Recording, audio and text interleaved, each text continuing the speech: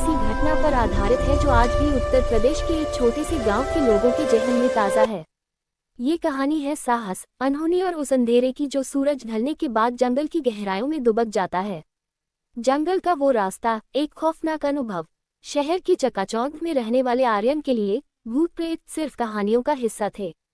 लेकिन उस शाम पीलीभीत के घने जंगलों के बीच बसे अपने पुश्तैनी गांव जाते समय उसका सामना उस सच से हुआ जिसे विज्ञान नहीं मानता। शाम का धुंधलका और सन्नाटा। आर्यन अपनी बाइक से गांव की ओर जा रहा था। घड़ी में शाम के 6:15 बज रहे थे। दिसंबर की सर्दी और कोहरे ने विजिबिलिटी कम कर दी थी। मुख्य सड़क से गांव जाने वाला रास्ता एक घने साल के जंगल से होकर गुजरता था। गांव के बुजुर्ग हमेशा कहते थे, सूरज डूबने के बाद इस रास्ते पर अकेले मत निकलना, यहाँ हवाएं बातें करती हैं। आर्यन ने इन बातों को हमेशा अंधविश्वास माना, लेकिन जैसे ही उसने जंगल की सीमा में प्रवेश किया, उसे एहसास हुआ कि तापमान अचानक गिर गया है। हवा में एक अजीब सी सड़न वाली गंध थी, जैसे कुछ बहुत पुराना सड़ रहा हो। पहली आहट, बाइक की हेडलाइट की रोशनी घने कोहरे को चीरने की कोशिश कर रही थी।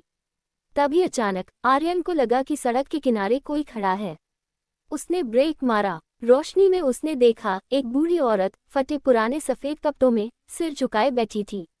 अम्मा, आप यहाँ इतनी रात को क्या कर रही हैं? गांव चलना है, आर्यन ने पूछा। वो औरत नहीं बोली। उसने धीरे से अपना हाथ उठाया और जंगल की गहरी झाड़ियों की तरफ इशारा किया।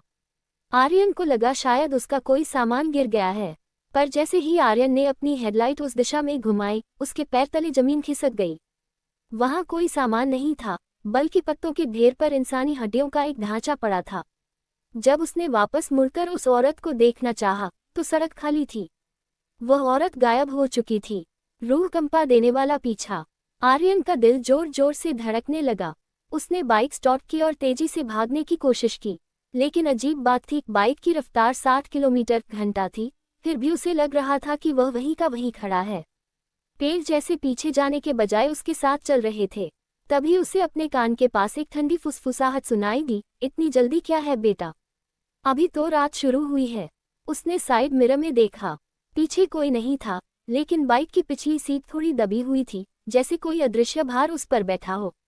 बाइक भारी होने लगी और इंजन से चीखने जैसी आवाजें आने लगी। वो वीरान बरगद। करीब 2 किलोमीटर बाद उसे रास्ते के बीचों बीच एक विशाल बरगद का पेड़ दिखा। गांव वाले इसे खूनी बरगद कहते थे। वहां पहुंचते ही आर्यन की बाइक अचानक बंद हो गई। उसने बार बार किक मारी, लेकिन सब बेकार। सन्नाटा इतना गहरा था कि आर्यन को अपनी खुद की सांसें गूंजती हुई सुनाई दे रही थी। तभी ऊपर से कुछ गिरा।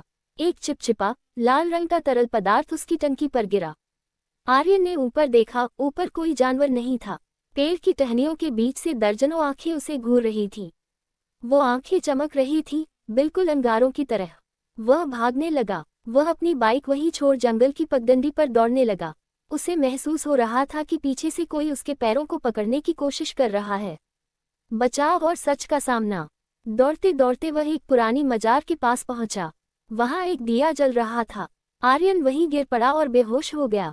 अगली सुबह जब उसकी आंख खुली, तो उसने खुद को गांव के मंदिर में पाया। गांव के पुजारी ने बताया कि उसे रात को बेहोशी की हालत में मजार के पास से पाया गया था। जब लोग उसकी बाइक लेने जंगल गए, तो देखा कि बाइक के टायर के पास मिट्टी में किसी बड़े हाथ के निशान थे, जो किसी इंसान के नहीं हो सकते थे।